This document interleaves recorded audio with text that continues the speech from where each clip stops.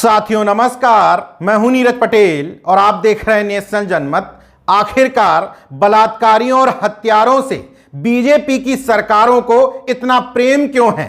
इन्हीं हत्यारों और बलात्कारियों के सहारे बीजेपी वोट बैंक की सियासत क्यों करना चाहती है? यह महज आरोप नहीं बल्कि नेशनल जनमत के पास इसके सबूत भी हैं। उत्तर प्रदेश की योगी आदित्यनाथ सरकार में अमरमणि त्रिपाठी समय से पहले जेल से रिहा हो जाता है, जबकि मधुमिता शुक्ला के साथ रेप और हत्या के आरोप साबित होने के बाद 20 साल की सजा काट रहा था, लेकिन वोट बैंक की सियासत के तहत उसको जेल से बाहर निकाला गया।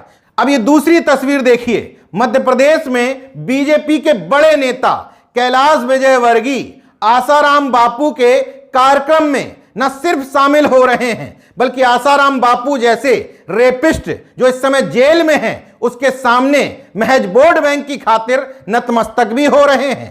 ताजा मामला हरियाणा से आया है, जहां मुख्यमंत्री मनोहर लाल खट्टर रेपिस्ट और मर्डरर डेरा सच्चा सौदा वाले राम रहीम के साथ अपने संबंधों को छुपा नहीं पाते हैं। एक आध बार नहीं, जब जब चुनाव में जरूरत पड़ती है तब उसको पैरोल के नाम पर, फरलो के नाम पर जेल से बाहर कर दिया जाता है।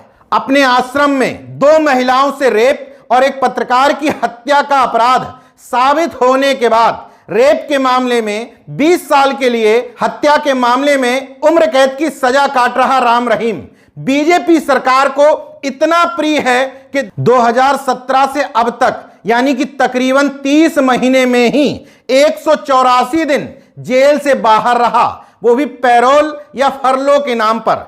मतलब राम रहीम ने साबित कर दिया है जेल प्रशासन, सरकार, कोर्ट सब उसकी जूती के नीचे है। अगर ऐसा नहीं है तो बीते 4 महीने में ही तीसरी बार उसको 21 दिन का फरलो मिल गया है। जब सरकार से कारण पूछते हैं तो न मुख्यमंत्री के पास जवाब है न जेल प्रशासन के पास जवाब। कहते हैं सरकार की मर्जी होती है, उसको फरलो दे देते हैं। इस राम रहीम को इस बार जेल से बाहर क्यों निकाला जा रहा है, इसका कारण विपक्ष बताता है। कहते हैं कि इससे पहले पंजाब विधानसभा चुनाव से पहले भी इसको जेल से बाहर निकाला गया था। आदमपुर व एलनाबाद में उपचुनाव थे, चूंकि यह क्षेत्र इसके तथाकथित अनुयायियों का था इसलिए इसको बाहर निकाला था।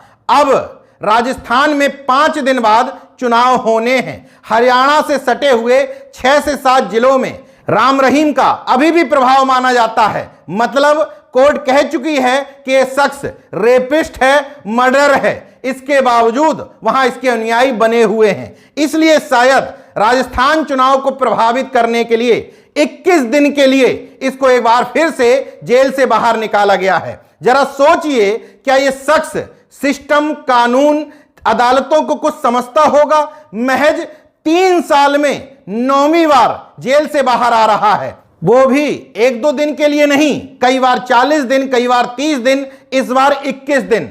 अगर इसके जेल में रहने के इतिहास पर निगाह डालते हैं तो अक्टूबर 2020 में 24 घंटे के लिए बड़े गुपचुप तरीके से इसको बाहर निकाला गया।